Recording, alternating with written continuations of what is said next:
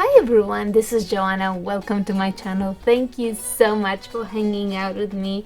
Today I'm going to show you my first take on making gnomes. I have never made gnomes in the past from scratch, and you will totally see that in the video. I am not the most experienced one, but that being said, it means that if I could make these little guys, you can make them, or anyone else can make them. So with that being said, let's get started on today's project. And for the base of my gnomes, I am using the Dollar Tree socks. I'm going to use one pink and one in stripes. I wanted to make my gnomes, I want to make them go together, but I don't want them to look exactly the same. And I'm going to start off by making a cut just below the heel. That way I'm going to have the bottom part of the gnome and then the hat part of the gnome.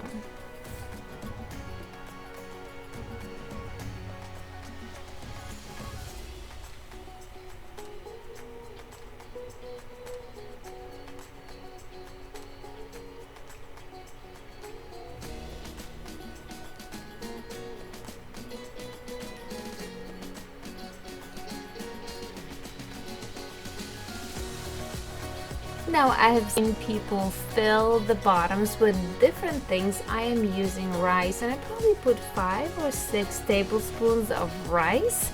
And basically, you don't want to fill it up all the way. You just want to create a flat bottom kind of, and something that is a little bit heavier, so that the gnome actually has a structure and it doesn't fall when it stands on its own. And the rest of the sock we're going to fill in just with the pillow filler or whatever other filler that you have.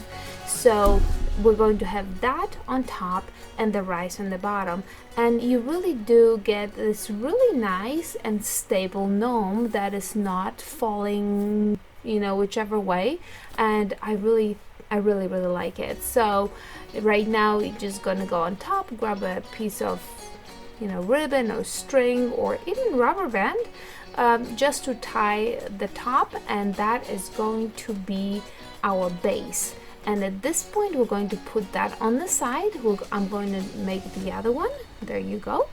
And I'm going to move on to the hat. So I'm taking the hat part and I'm flipping it inside out.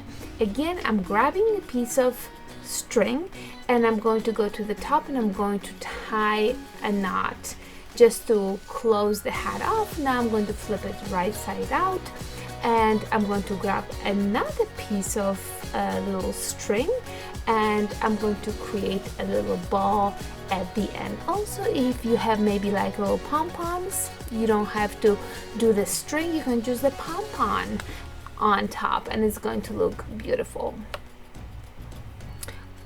And there you go. The hats are almost getting there. I'm going to, for the trim, I'm using, actually it's a car cloth from the Dollar Tree. It was so soft and beautiful.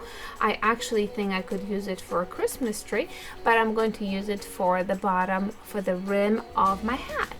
And you can see that my inexperience is showing right here, because I don't have that much experience with the gluing fabric with the glue gun, so I kept burning my fingers. It really would have been smarter just to use those little silicone fingertips that you can get from the Dollar Tree. That would be very, very helpful. And I had them right here and I didn't think about it. I was just so involved in making that hat. Anyways, so you can see that you're just gonna run it along the bottom, and you can see that the rim is kind of hanging off, so the other side of the rim is actually going to go inside. I'm going to show you guys that in just one moment, but here you are at the end. I already went around one, so I'm just going to cut it off and finish it off again with a little bit more glue, burning myself in the process once again. So you can see that I'm going to fold it over, and that is going to be glued on the inside. And in order to do that, the easiest way is to take your hat, flip it inside out again, and then you can easily have access to that rim that needs to be glued, and you're just gonna take the glue gun around and just glue it, burning yourself in the process again, because I can't even tell you how many blisters I had at the end of this project, but I did it. Anyways, flip it right side out and your hat is done.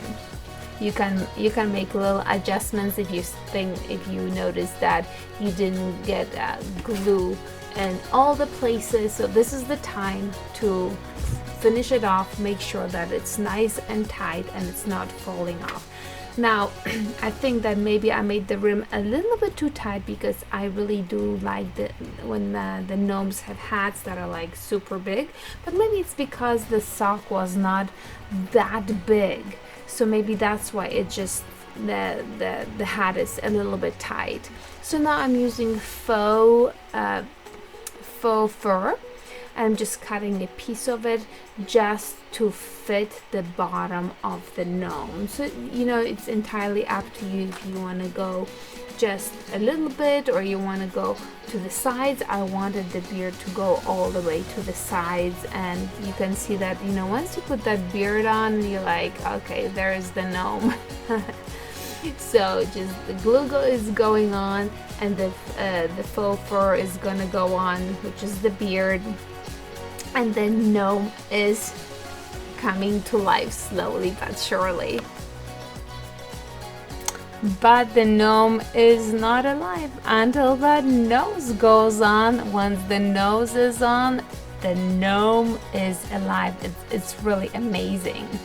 And look at that, there's my little guy. I did not brush its beard, I just straightened it a little bit, and I finished off my second gnome. So my pair was beautifully ready for display.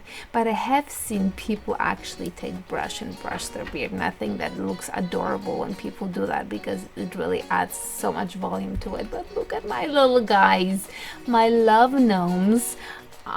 They are so cute. I told you that it was an easy project. If I could make them, anyone could make it.